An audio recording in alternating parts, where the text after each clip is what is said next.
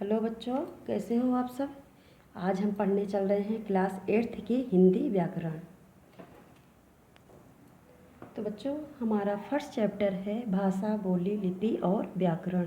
हमने first video में भाषा और बोली के बारे में पढ़ा दिया था। आज हम पढ़ाएंगे लिपि और व्याकरण के बारे में।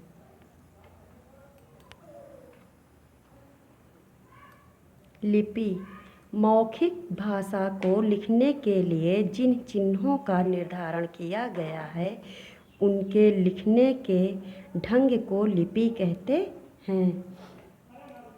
एक ही ध्वनि को अलग अलग भाषा में अलग अलग तरीके से लिखा जाता है। ध्यान से समझिए बच्चों, एक ही ध्वनि अर्थात आवाज़ को अलग अलग भाषा में अलग अलग तरीके से लिखा जाता है। जैसे ध्वनि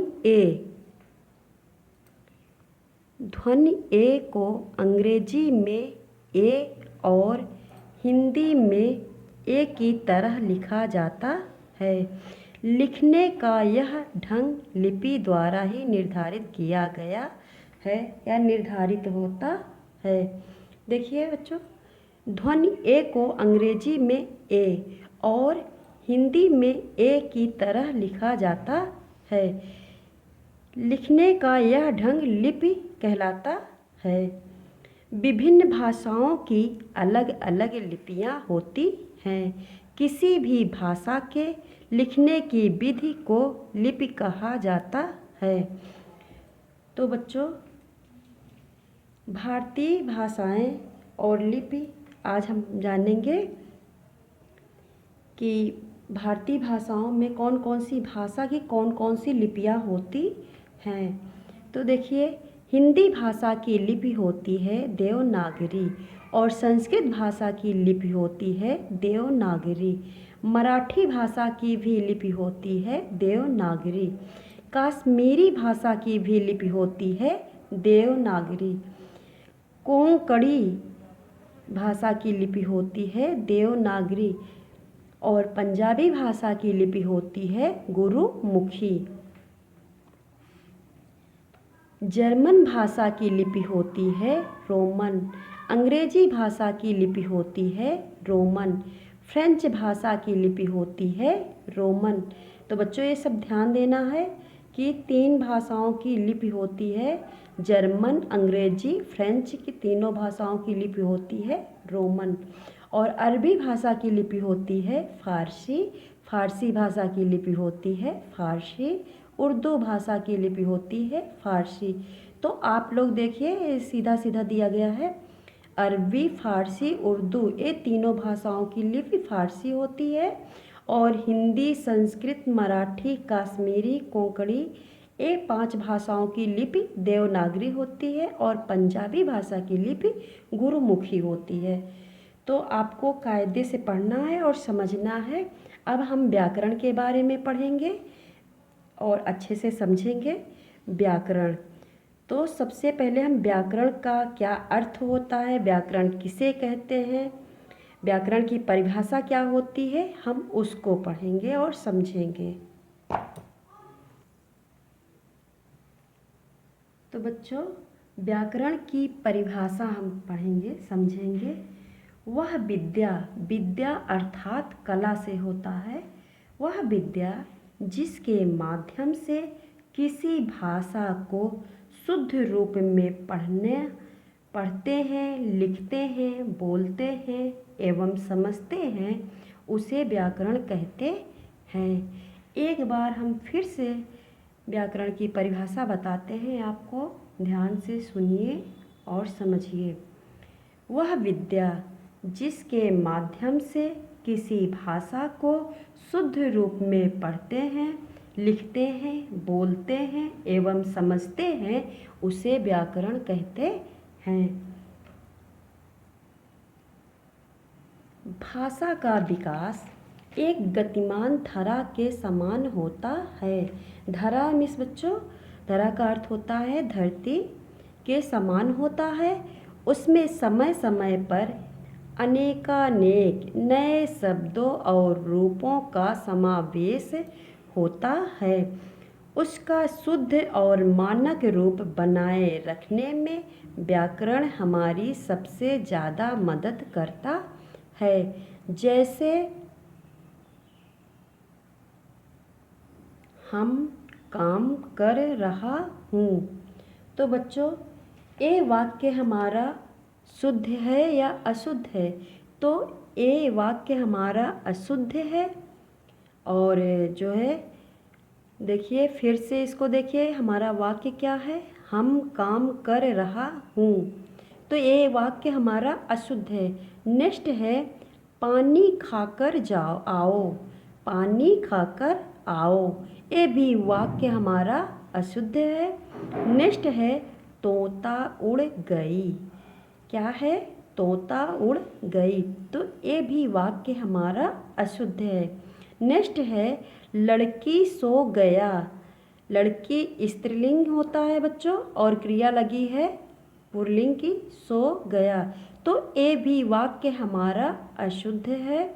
और व्याकरण के नियमों के द्वारा ही हम पहचान होती है कि ये चारों वाक्य हमारे अशुद्ध हैं। अब हम इसके आगे पढ़ेंगे और हम जानेंगे कि हमारा वाक्य शुद्ध कैसे होगा। तो देखिए बच्चों, उपर्युक्त वाक्य अशुद्ध हैं। जो अभी हमने चारों वाक्य पढ़े वो चारों वाक्य अशुद्ध हैं। इन वाक्यों को शुद्ध होने का पता व्याकरण से चलता है। इन वाक्यों के शुद्ध रूप हैं। देखिए हमारा फर्स्ट था हम काम कर रहा हूँ। हमारा वाक्य था हम काम कर रहा हूँ।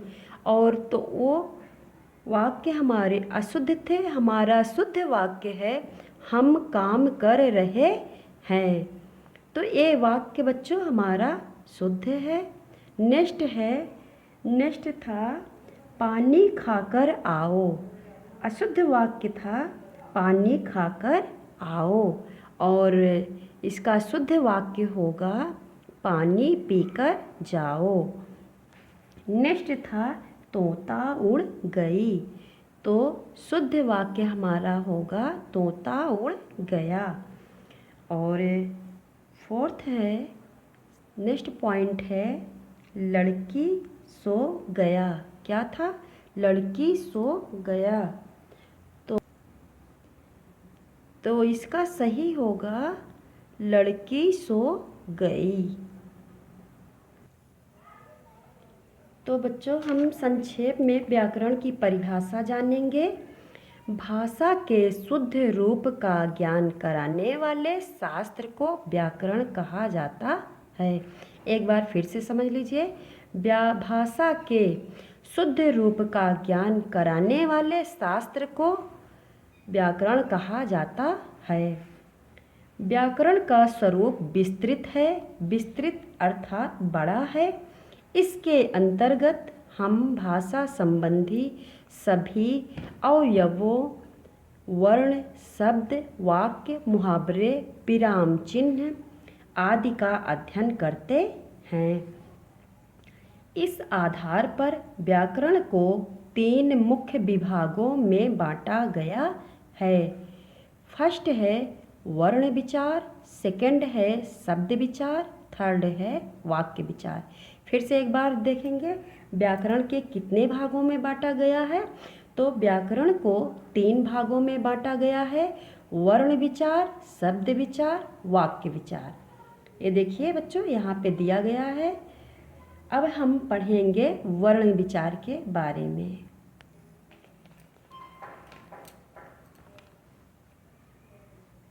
वर्ण विचार, इसके अंतर्गत वर्णमाला, वर्णों का उच्चारण व संधि का अध्ययन किया जाता है। तो बच्चों, वर्ण विचार क्या है?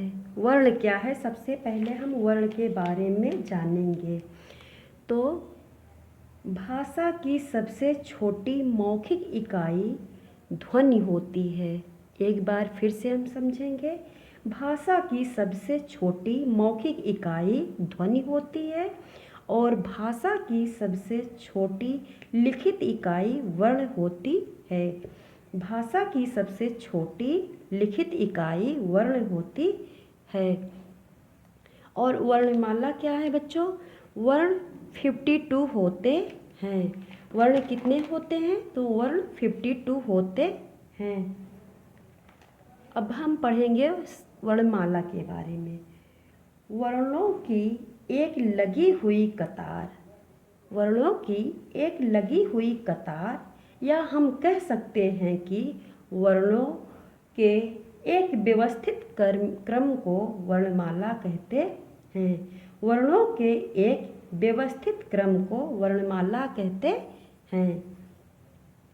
वर्णों का उच्चारण व संधि का अध्ययन किया जाता है।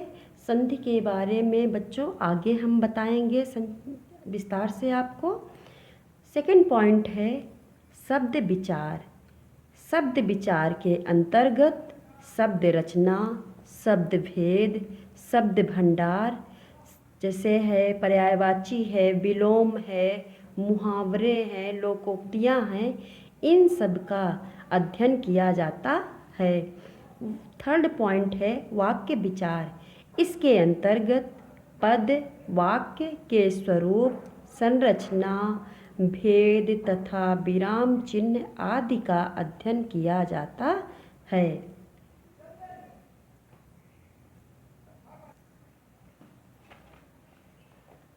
आगे हम पढ़ेंगे बच्चों साहित्य। साहित्य का क्या अर्थ होता है? साहित्य किसे कहते हैं? साहित्य के बारे में आज हम जानेंगे। साहित्य का अर्थ है साहितो।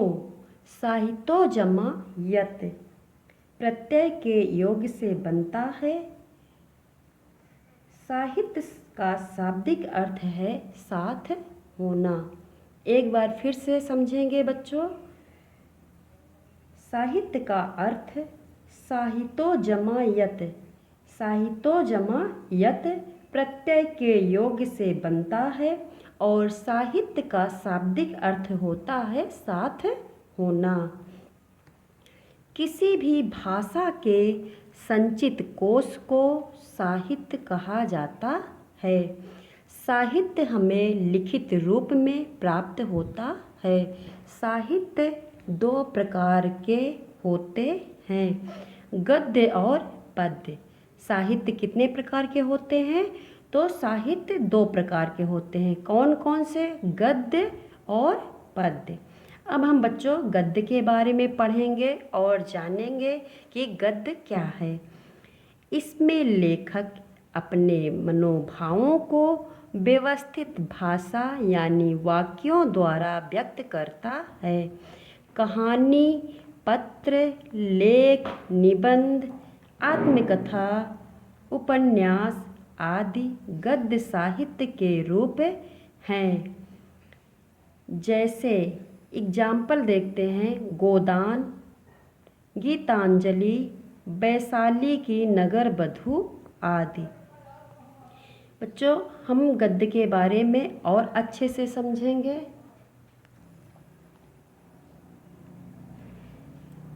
इसमें लेखक अपने मन के भावों को स्वतंत्र रूप से प्रस्तुत करता है। कहानी, निबंध, आत्मकथा, उपन्यास, जीवनी ये सभी गद्य रचनाओं के अंतर्गत आती हैं। अब हम नेक्स्ट पढ़ेंगे बच्चों पद्य। इसमें कवि अपने मन के भावों अथवा विचारों को शब्दों द्वारा तुक, लय, छंद आदि में अभिव्यक्त करता है। कविता, दोहा, सारंग आदि पद्य साहित्य के रूप हैं। जैसे रश्मिरथी, सरोज, स्मृति, रामचरितमानस आदि। तो बच्चों पद्य के बारे में हम अच्छे से समझेंगे कि पद्य क्या है और कविता, काव्य, दोहा, सारंग आदि ये सभी पद्य रचनाओं के अंतर्गत आती हैं। पद्य अपने आप में कविता है। बच्चों, आज का होमवर्क है, दिए गए प्रश्नों के उत्तर दीजिए। देखिए, हमारा क्वेश्चन है, भाषा किसे कहते हैं, उसके रूपों के नाम लिखिए। क्वेश्चन है, भाषा किसे कहते हैं और भाषा के कितने रूप होते हैं, इसको आपको करना है और नेक्स्ट वीडियो में इसका आंसर हम बताएंगे। नेक्स्ट क्वेश्चन है, लिपि की आवश्यकता क्यों हुई। क्वेश्चन है, लिपि की आवश्यकता क्यों हुई, इसको भी आपको करना है और इसका क्वेश्चन आंसर हम जो है बताएंगे आपको।